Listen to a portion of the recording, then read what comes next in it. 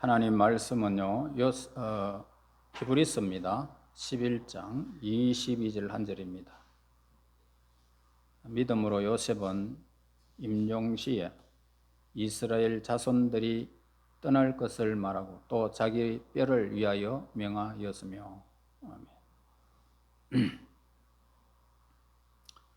요셉의 생애는 참 드라마로 가득 차 있다 해도 과언이 아닙니다. 창세기 37장 5절 말씀에 보면은 꿈을 꾸게 되고 형제들에게 구하는 그런 요셉을 우리가 거기에서 보게 됩니다. 같은 장 18절에서 형제들이 요셉을 죽이기를 꾀하여 형들이 음모를 꾸미는 모습을 보게 됩니다. 그리고 39장 1절에 보면은 죽음의 구덩이에서 탈출되어 애굽으로 팔려가는 그런 모습을 보게 됩니다. 그리고 2절에는 보디발의 집에서 이제 청지기로 새로운 생활을 시작하게 됩니다.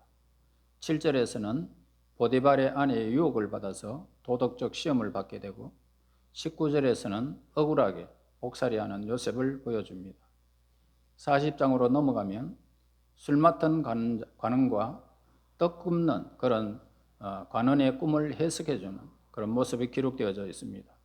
그래서 41장으로 넘어가면 그는 바로의 꿈을 해석하여 애굽 땅에 7년의 풍년과 7년간의 흉년이 있을 것이라는 것을 하나님이 예언하셨고 이것을 계기로 국무총리로 구성하게 되어집니다. 그리고 42장에 보면은 그의 형제들이 곡식을 사러 이제 애굽으로 오는 신기한 운명의 사건을 만남을 가지게 됩니다. 또한 45장에서 형제들과 극적으로 상봉하는 그런 장면들을 보게 되어집니다. 자, 이와 같은 운명적인 이 요셉은 역경 중에서나 순경 중에서나 한결같이 하나님께 삶을 두고 그렇게 살았던 것입니다. 그는 이스라엘 식구 가운데서도 하나님을 잘 믿었고 이방 나라 애굽 땅에서도 여전히 하나님을 신뢰하면서 그는 하나님을 향하여 꿈을 가지고 있었던 하나님의 사람이었습니다. 그래서 요셉은 이 젊은 시절이나 늙어서도 변함없이 하나님을 신뢰하며 따르고 믿었던 것입니다.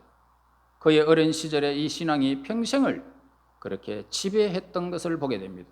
어릴 적부터 하나님께서 그에게 꿈을 주셨고 꿈을 주신 하나님을 믿었고 믿었던 그 하나님을 향하여 수많은 역경 중에서도 그는 끝까지 하나님의 그 사건을 믿음으로 믿고 갔던 것을 보게 됩니다.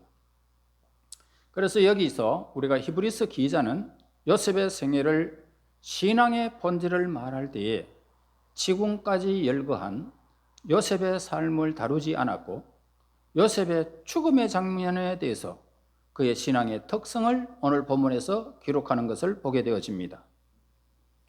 자, 본문 보세요. 믿음으로 요셉은 임종시에 이스라엘 자손들이 떠날 것을 말하고 또 자기 뼈를 위하여 명하였으며, 그러니까 단순히 죽을 때라고 말하지 않습니다. 뭐라고 기록되어 있습니까? 임종시에. 이 단어를 사용하고 있는데, 자, 이것은 결산을 강조하는 말입니다. 임종시라는 것은 결산을 말하고 있는 거죠. 사람들에게 시작도 중요하지만 끝이 어떻습니까? 더 중요함을 우리에게 가르쳐주고 있어요. 우리 모두가 죽음의 끝이 아름답도록 기도해야 한다 이 말입니다. 죽음의 끝이 잘못되어지면 이건 영원히 망하는 거잖아요.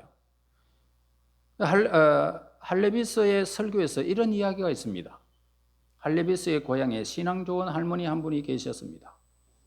가족이 없어서 노후를 의탁할 곳이 없었습니다.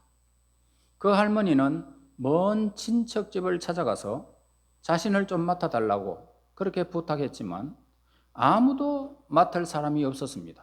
그리고 맡아주지를 않았습니다.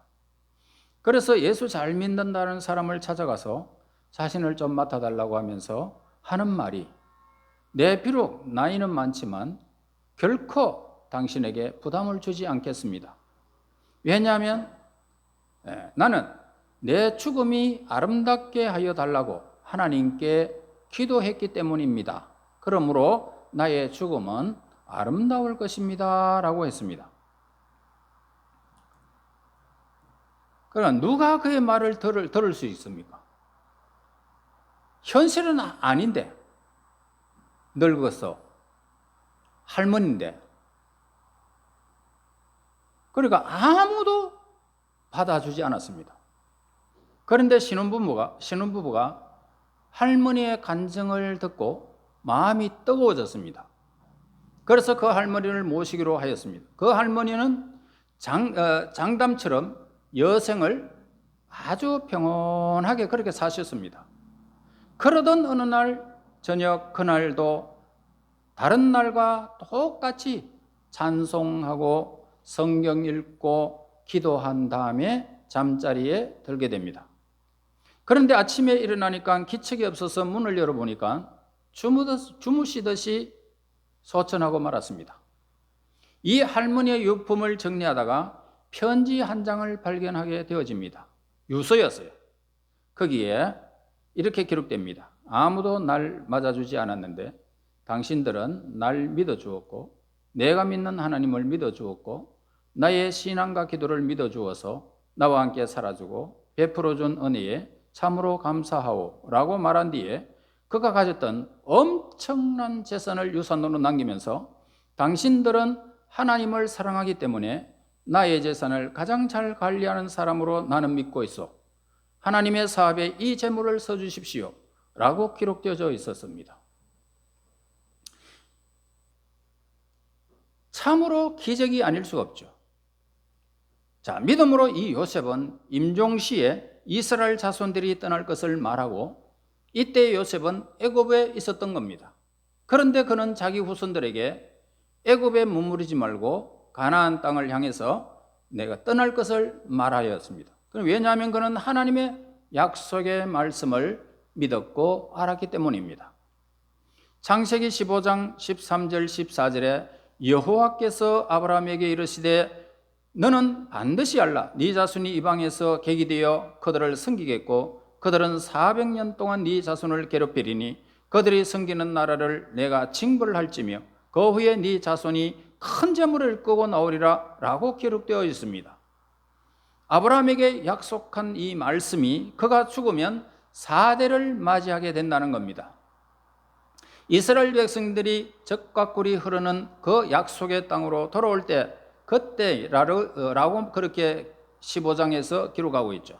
그래서 창세기 50장에 보면 요셉이 임종하는 장면이 거기에 기록되어 있습니다. 24절 보면은 요셉이 그의 형제들에게 이르되 나는 죽을 것이나 하나님이 당신들을 돌보시고 당신들을 이 땅에서 인도하여 내사 아브라함과 이삭과 야곱에게 맹세한 땅에 이르게 하시리라 하고 25절 보면 하나님이 반드시 당신들을 돌보시리니 당신들은 여기서 내 해골을 메고 올라가겠다 하라 그렇게 하고 말하고 이제 운명을 하는 모습을 보게 됩니다. 자, 요셉은 오늘 애굽 땅에서 어떻습니까? 최고의 성공한 사람이었습니다. 성공한 사람이 성공한 땅을 떠난다는 것은 그렇게 쉽지는 않죠. 바로 다음으로 최고의 권력과 부를 소유한 사람. 그럼에도 불구하고 그는 언제나 약속의 땅 하나님의 나라 시온성에 머물러 있었던 거죠. 우리가 돈을 모으고 버는 것은 축복도 아니고 저주도 아닙니다.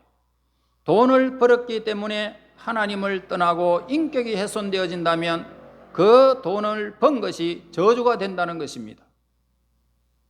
그러나 이 돈을 벌어서 하나님의 영광을 위하여 선다면 여러분들은 그 돈을 통하여 엄청난 축복의 대상이 되는 것입니다.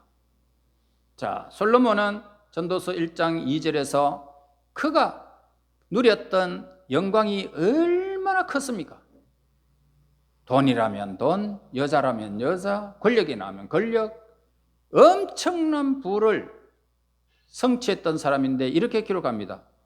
헛되고 헛되며 헛되고 헛되니 그러면서 평생을 가난을 일관했고 그 말이 실감나지 않았던 것을 봅니다. 가난으로 일관했던 그 사실을 까마득히 잊은 채 그의 삶은 얼마나 가난은 뭔지도 모르는 그런 인생이었지 않습니까? 이 세상에 부족한 것이 뭔지도 모르는 그런 실감나지 않았던 그런 삶이었지만 헛되다 그랬습니다. 자, 우리가 애굽 땅을 떠나라 이 요셉의 유언을 보면 직계 자손들에게 국한된 것이 아니라 이스라엘이라는 공동체에게 준 그런 메시지임을 가르쳐 줍니다. 창세기 50장 24절에 요셉이 그의 형제들에게 이르되 나는 죽을 것이나 하나님이 당신들을 돌보시고 당신들을 이 땅에서 인도하여 내서 아브라함과 이삭과 야곱의 맹세한 땅에 이르게 하시리라 하고 25절에 보면은 하나님이 반드시 당신들을 돌보시리니라고 기록되어 있습니다. 자기 자녀는 물론이고 이스라엘 공동체가 다 하나님이 예비한 가나안 땅으로 가라라고 그렇게 명령하는 모습을 보게 됩니다. 본문이 전가하는 가장 중요한 초점이 있다면 요셉의 믿음의 고백을 우리에게 보여줍니다.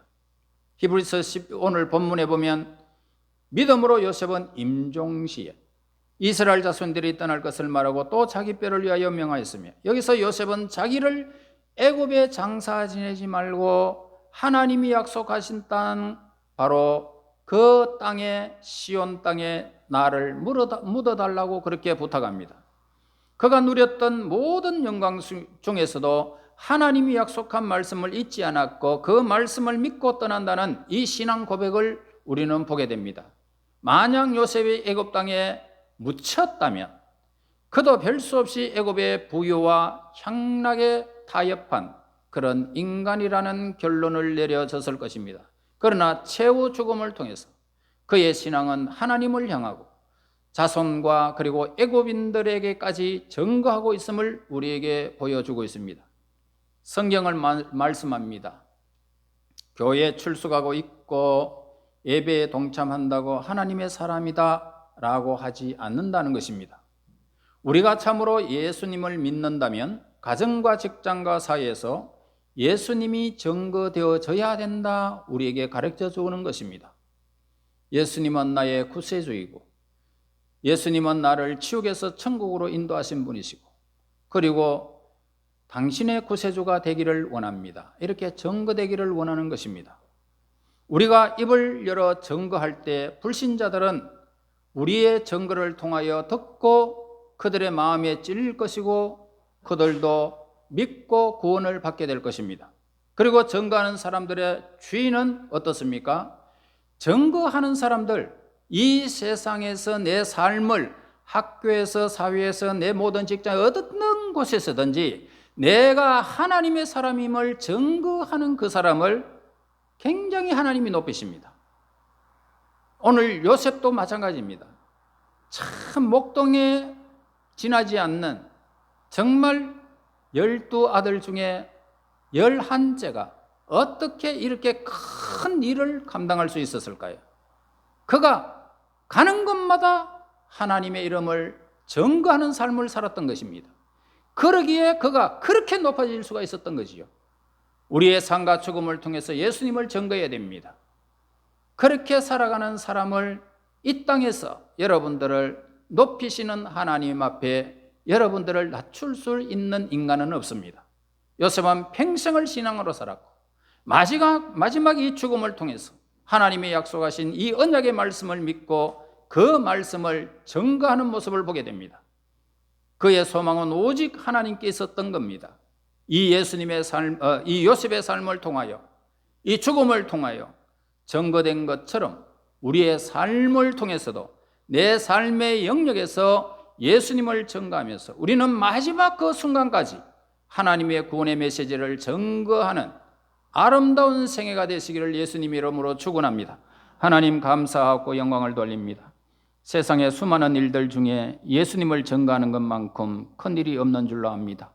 하나님의 선하신 뜻을 따라서 우리의 삶을 날마다 세워가게 하시고 구원의 메시지, 참으로 하나님께서 허락하신 이 아름다운 하나님의 복음의 메시지를 우리들이 믿었고 우리 가정이 믿었고 우리 사회가 믿을 수 있는 저들의 환경을 허락하사 이 땅에 수많은 믿지 않는 백성들에게 구원을 증거하며 복음의 아름다운 메시지를 요셉이 증거한 것처럼 이들도 증거하여 참으로 하나님께서 허락하신 증거의 메시지를 통하여 아름다운 생애가 이루어질 수 있도록 저들과 함께하여 주시옵소서. 예수님 이름으로 기도하옵나이다. 아멘.